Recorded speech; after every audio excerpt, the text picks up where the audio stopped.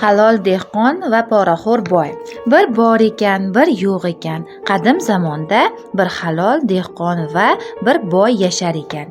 Dehqon o'z mehnati bilan ro'zg'or tebratar, bog'ida mevalar yetishtirar, halol nonini yeb, shukronalik bilan yashar ekan.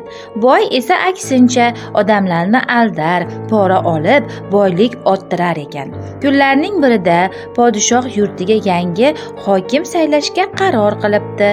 U kimni tanlashni bilmay, mulozimlariga el orasidagi eng halol va adolatli odamni topishni buyuribdi. Mulozimlar har kimning hayotini o'rganish uchun qishloqlarga chiqibdilar. Ular halol dehqonning oddiy, lekin mehnat bilan to'la hayotini ko'rib hayratda qolishibdi. Dehqon o'zi yetishtirgan mevalarni terib sotar, hech kimni aldamas edi. Boy esa aksincha pul evaziga odamlarga yolg'on va'dalar berar, o'z manfaatini o'ylab ish tutar edi. Bundan xabar topgan podshoh ikkisini saroyga chaqirdi va ularni sinash uchun tilla tanga to'ldirilgan ikkita sandiq beribdi.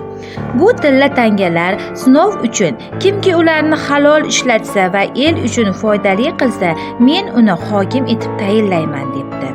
Boy tillalarni olishi bilanoq o'z uyini kengaytirishga, yanada boyish uchun ishlatishga kirishibdi. Dehqon esa daraxt ekib yangi bog' yaratibdi. Qishloq yo'llarini ta'mirlabdi. Tangalardan beva va bechoralarga ehson ulashibdi.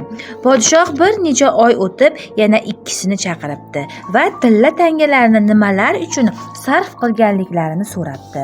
Boy o'zining katta saroyini, oltin idishlarini maqtanib gapiribdi. Dehqon esa qishlog'ini ravnaq topgani, aholining minnatdorchiligini aytibdi.